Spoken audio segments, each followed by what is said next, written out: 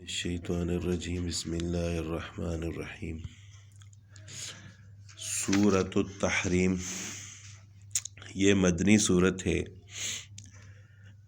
اس کی 12 آیات اور 2 رکوع ہیں۔ یا ایھا النبی، اے نبی صلی اللہ علیہ وآلہ وسلم،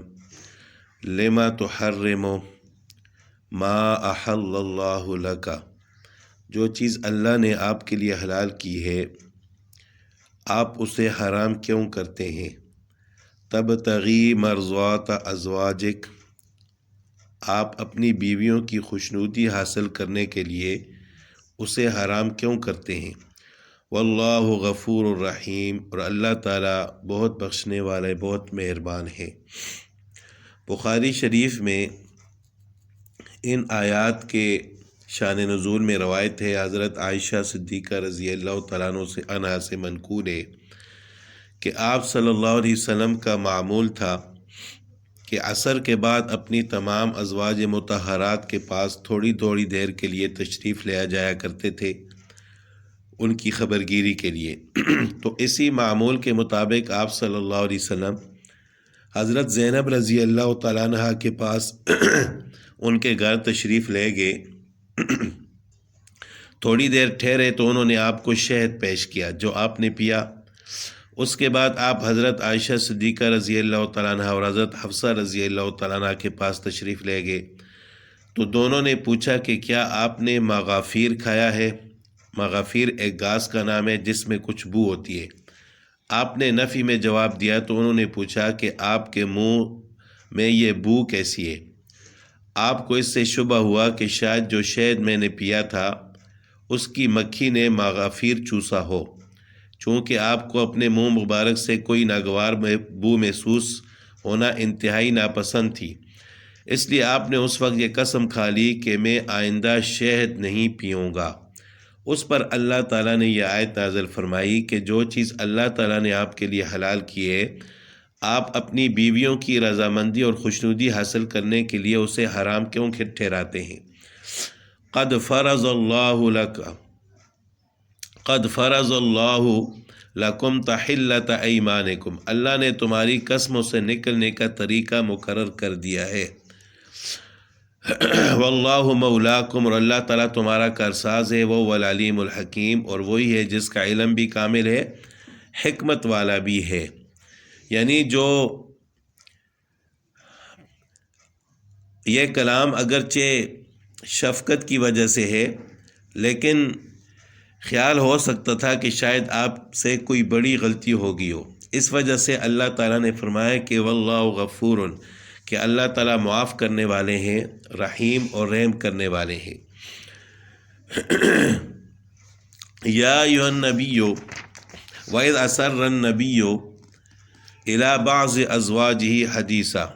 اور یاد کرو جب نبی صلی اللہ علیہ وسلم نے اپنی کسی بیوی سے راز کے طور پر ایک بات کہی تھی، فَلَمَّا نَبَّأَتْ بِهِ، پھر جب اس بیوی نے وہ بات کسی اور کو بتلا دی، وَأَظْهَرَهُ اللَّهُ عَلَيْهِ، اور اللہ نے یہ بات نبی پر ظاہر کر دی، عَرَّفَ بَعْضَهُ وَأَعْرَضَ عَنْ بَعْضٍ، تو اس نے اس کا کچھ حصہ جتلا دیا اور کچھ حصے کو ٹال گئے۔ فَلَمَّا نَبَّأَهَا بِهِ، پھر جب انہوں نے اس بیوی کو وہ بات جتلائی تو وہ کہنے لگی، قالت، کہنے لگی، من انبأک ھذا، آپ کو یہ بات کس نے بتائی؟ قال نبأنی العلیم الخبیر، تو آپ صلی اللہ علیہ وسلم نے فرمایا مجھے اس ذات نے بتائی ہے جو بڑے علم والا اور بہت باخبر ہے۔ نبی صلی اللہ علیہ وسلم نے اپنی کسی بیوی سے ایک راز کی بات کہی، وہ راز کی بات صحیح روایات کی روح سے یہی تھی کہ آپ نے حضرت زینب رضی اللہ تعالیٰ عنہ کے پاس جو شہد پیا اور دوسری ازواج کو بھاری معلوم ہوا تو آپ صلی اللہ علیہ وسلم نے ان کو راضی کرنے کے لیے شہد نہ پینے کی قسم کھا لی، مگر یہ فرمایا کہ اس کی کسی کو خبر نہ ہو تاکہ زینب رضی اللہ تعالیٰ عنہ کو رنج نہ پہنچے، مگر اس بیوی نے یہ راز دوسری پر ظاہر کر دیا۔ اس راز کے متعلق دوسری روایات میں اور بھی چند چیزیں منقول ہیں، لیکن صحیح روایت یہی ہے کہ شہد کے متعلق ہی یہ بات تھی۔ فلما نبأت به وأظهر اللہ علیہ، تو جب اس بیوی نے وہ راز کی بات دوسری بیوی کے کہہ دی اور اللہ تعالیٰ نے رسول اللہ صلی اللہ علیہ وسلم کو وحی کے ذریعے اس کی خبر دے دی، تو اس نے آپ کا راز فاش کر دیا، تو آپ صلی اللہ علیہ وسلم نے اس بیوی سے افشاء راز کا شکوہ کیا مگر پوری بات نہیں کھولی۔ یہ آپ صلی اللہ علیہ وسلم کا کرم اور حسن خلق تھا کہ پوری بات کھولنے سے ان کو زیادہ شرمندگی ہوتی۔ جس بیوی سے راز کی بات کہی گئی تھی وہ کون تھی اور جس پر راز ظاہر کیا گیا وہ کون ہے؟ قرآن کریم نے اس کو بیان نہیں کیا۔ اکثر روایات سے معلوم ہوتا ہے کہ راز کی بات حضرت حفصہ رضی اللہ تعالیٰ عنہ نے کہی تھی اور انہوں نے حضرت عائشہ رضی اللہ تعالیٰ عنہ سے ذکر کیا تھا۔ بہرحال آپ صلی اللہ علیہ وسلم نے اس راز فاش کرنے پر ان کو طلاق دینے کا ارادہ فرما لیا، مگر اللہ نے جبرائیل امین کو بھیج کر ان کی طلاق سے روک دیا اور فرمایا کہ بہت نماز گزار بکثرت روزے رکھنے والی ہیں، ان کا جنت میں آپ کی بیویوں میں نام لکھا ہوا ہے، لہٰذا ان کو طلاق نہ دیں۔ ان تتوبا الی اللہ فقد صغت قلوبکما، اے نبی صلی اللہ علیہ وسلم کی بیویوں، اگر تم نے اللہ کے حضور توبہ کر لی کیونکہ تم دونوں کے دل مائل ہو گئے ہیں، فقد صغت قلوبکما وان تظاہر علیہ، اور اگر نبی کے مقابلے میں تم نے ایک دوسرے کی مدد کی، فإن اللہ ہوا مولاہ، تو یاد رکھو کہ ان کا ساتھی، ان کا مولا اللہ ہے، وجبریل اور جبرائیل ہیں، وصالح المؤمنین اور نیک مسلمان ہیں، والملائکۃ بعد ذلک ظہیر، اور اس کے علاوہ فرشتے ان کے مددگار ہیں۔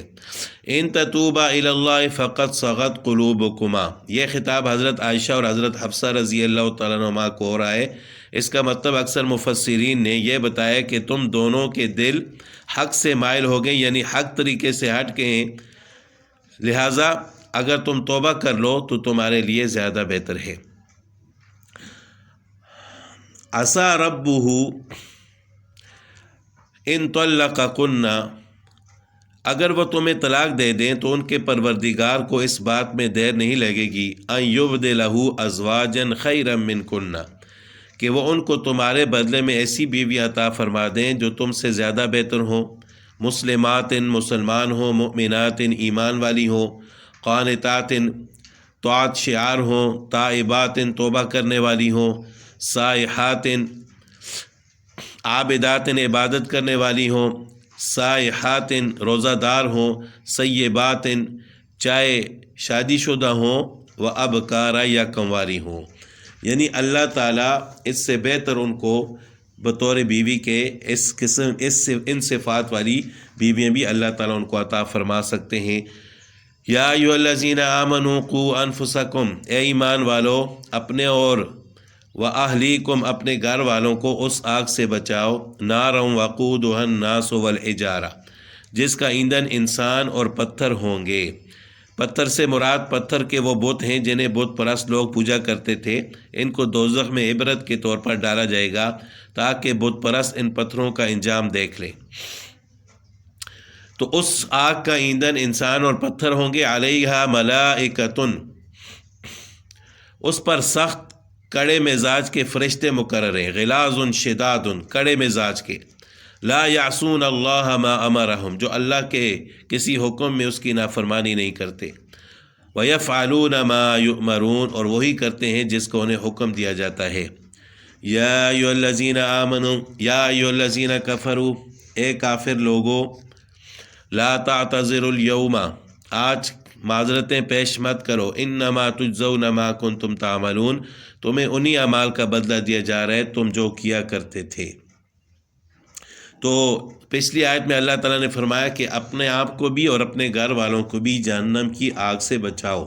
تو اس کا مطلب یہ ہے کہ جو گھر کا سربراہ ہو اس کو چاہیے کہ وہ گھر والوں کی بھی خبرگیری کرتا رہے کہ وہ کہیں گناہ میں مبتلا تو نہیں ہے، کہیں فرائض کو چھوڑ تو نہیں رہے۔ اگر کوئی نماز نہیں پڑھ رہا یا کسی اور فرض کو چھوڑ رہا ہے تو گھر کا سربراہ ان کو سمجھائے، ان کو نصیحت کرے اور ان پر سختی بھی کر سکتا ہے۔ یا ایھا الذین آمنوا توبوا الی اللہ توبۃ نصوحا، اے ایمان والو اللہ کے حضور سچی توبہ کرو۔ عسیٰ ربکم، کچھ بعید نہیں کہ تمہارا پروردگار ان یکفر عنکم سیئاتکم، تمہاری برائیاں تم سے جھاڑ دے، معاف کر دے، ویدخلکم جنات، اور تمہیں ایسے باغات میں داخل کر دے، تجری من تحت الانہار، جن کے نیچے نہریں بہتی ہیں۔ یوم لا یخزی اللہ النبی، اس دن جب اللہ نبی کو، والذین آمنوا معہ، اور جو ان کے ساتھ ایمان لائے ہیں ان کو رسوا نہیں کرے گا، نورہم یسعی بین ایدیہم، ان کا نور ان کے آگے، وبایمانہم، اور ان کے دائیں طرف دوڑ رہا ہوگا، یقولون، وہ کہہ رہے ہوں گے، ربنا، اے ہمارے رب، اتمم لنا نورنا، ہمارے لیے اس نور کو مکمل کر دیجئے، واغفر لنا، اور ہماری مغفرت فرما دیجئے، انک علی کل شیء قدیر، بے شک آپ ہر چیز پر قادر ہیں۔ عسیٰ ربکم میں لفظ عسیٰ کا ترجمہ امید ہے، اور یہاں مراد اس سے وہ وعدہ ہے، مگر اس وعدے کو بلفظ امید تعمیر کر کے اس طرف اشارہ کر دیا کہ توبہ ہو یا انسان کے دوسرے اعمال صالحہ، ان میں سے کوئی بھی جنت اور مغفرت کی قیمت نہیں ہے، ورنہ اللہ کے ذمے عزر و انصاف یہ لازم آتا ہے جو عمل صالح کرے اس کو ضرور ہی جنت میں داخل کرے، یعنی یہ قیمت نہیں ہے، بلکہ اللہ تعالیٰ اپنی رحمت سے ان لوگوں کو جنت میں داخل فرمائیں گے۔ یا ایھا النبی جاہد الکفار، اے نبی صلی اللہ علیہ وسلم جہاد کیجئے کفار کے خلاف، والمنافقین، اور منافقوں سے، واغلظ علیہم، اور ان کے مقابلے میں سخت ہو جاؤ، ومأواہم جہنم، اور ان کا ٹھکانہ جہنم ہے، وبئس المصیر، اور وہ برا ٹھکانہ ہے۔ ضرب اللہ مثلا للذین، جن لوگوں نے کفر اختیار کیا اللہ ان کے لیے، کفر امرأۃ نوح وامرأۃ لوط، نوح کی بیوی اور لوط کی بیوی کے مثال کے طور پر پیش کرتا ہے۔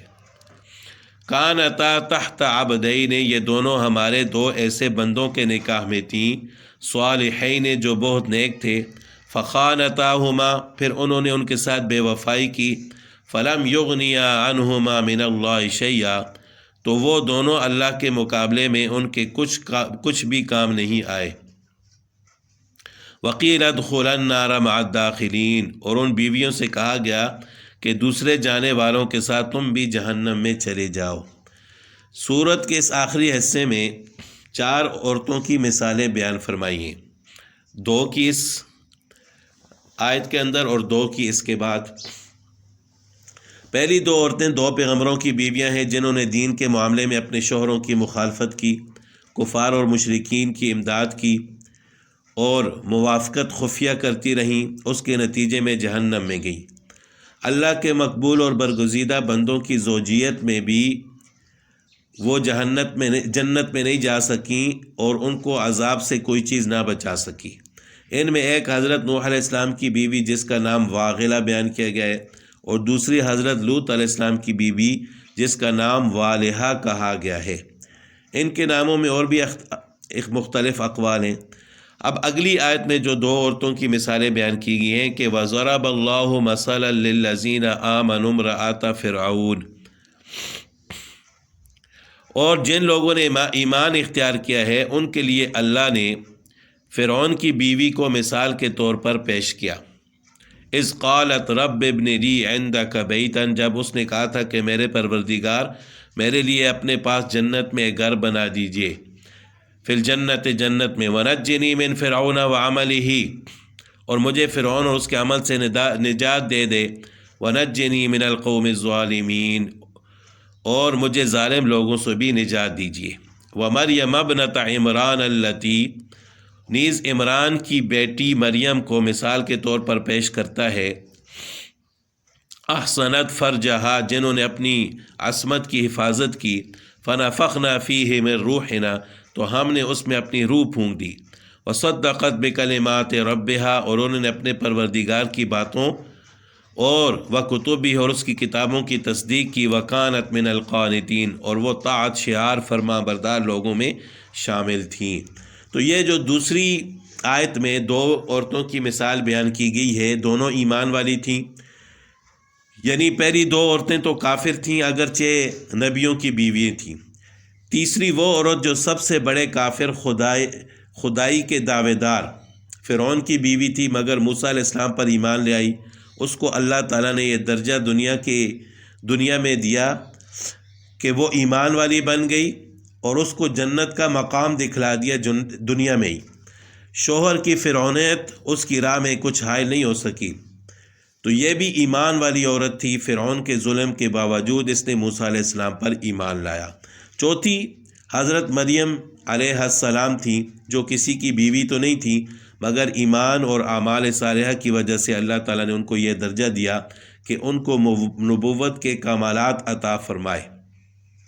اگرچہ یہ نبی نہیں ہے، لیکن نبوت کے کمالات اللہ تعالیٰ نے ان کو عطا فرمائے۔ ان سب مثالوں سے یہ واضح کر دیا کہ ایک مومن کا ایمان اس کے کسی کافر عزیز کے کام نہیں آ سکتا، جس طرح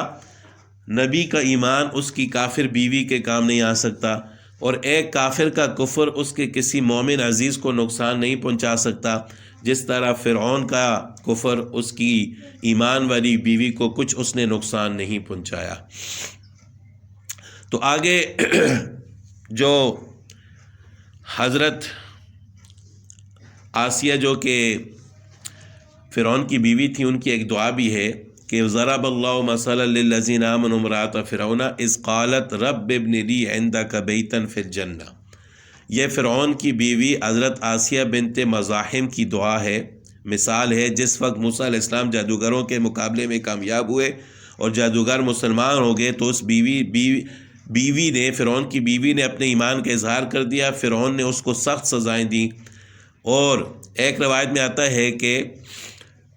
اس کو اس کے سینے پر بھاری پتھر رکھ دیا، یعنی چاروں ہاتھوں پیروں میں میخیں گاڑ دیں تاکہ وہ حرکت نہ کر سکے، اور اس کے سینے پر